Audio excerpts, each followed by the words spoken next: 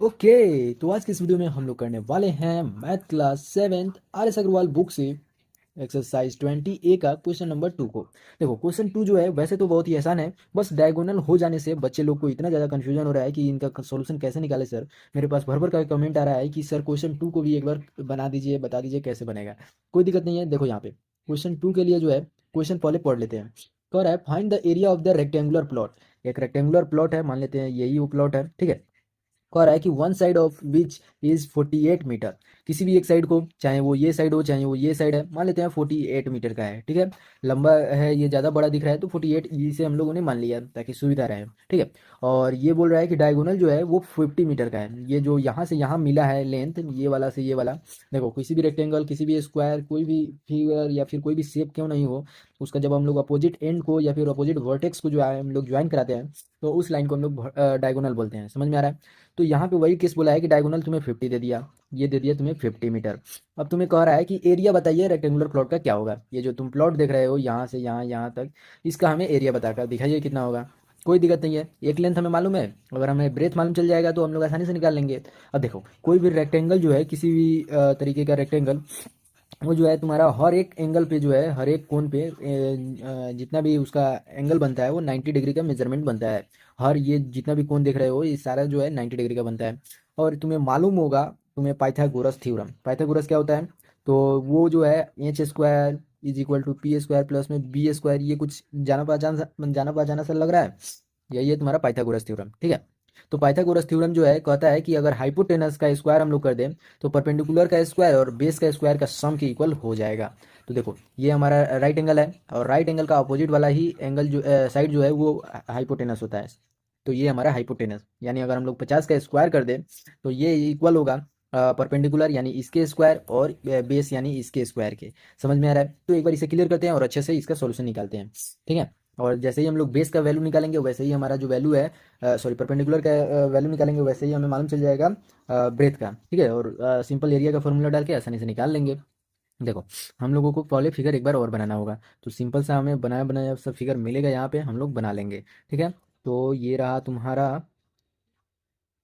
Rectangle, sorry, एक बड़ा सा बनाना होगा ताकि जो है तुम्हें उसमें ये भी दिखे, ठीक है। अब देखो यहाँ से हम लोगों ने ज्वाइन करा दिया है इसको, ज्वाइन हो गया। अब देखो सिंपल सा, कोई भी ज़्यादा कुछ करने की ज़रूरत नहीं है, सिंपल हम लोग इसका एक नेमिंग कर देते हैं। सॉरी, ये मान लेते हैं 48 दिया हुआ है तो 48 लिख दिया। सॉरी, एक और 48 मीटर कर दिया। ये दिया हुआ है 50 मीटर तो 50 मीटर कर दिया। ये हमें 90 डिग्री गिवन है। अब देखो ज़्यादा कुछ करने की हमें वैसे ज़रूरत नहीं है।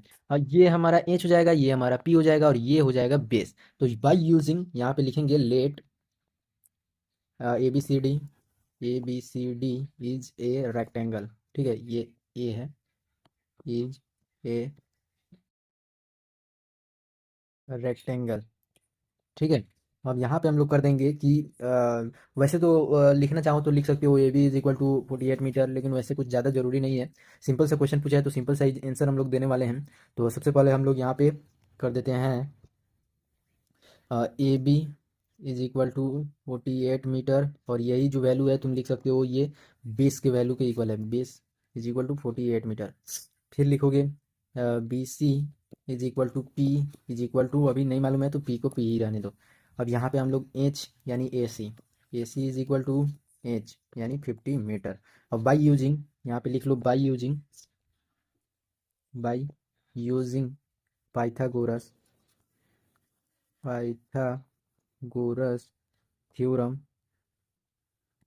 यहाँ पे लिखोगे H square is equal to P square plus में बी स्क्वायर। समझ में आ रहा है? अब यहाँ पे क्या हो जाएगा, जब तुम ये वैल्यू लिखोगे तो ये जो है हमें मालूम है 50 के इक्वल है, ठीक है। तो 50 का स्क्वायर कर दिया। वहीं पे पी हमें मालूम नहीं है तो पी रहने दिया, सॉरी, हाँ पी नहीं मालूम है तो पी को रहने दिया। और बी जो है हमें 48 मीटर के मालूम है इक्वल, तो ये हम लोगों ने रख दिया। अब सिंपल इसका स्क्वायर किया तो ये हमारा स्क्वायर देता है 2500 यानी 2500।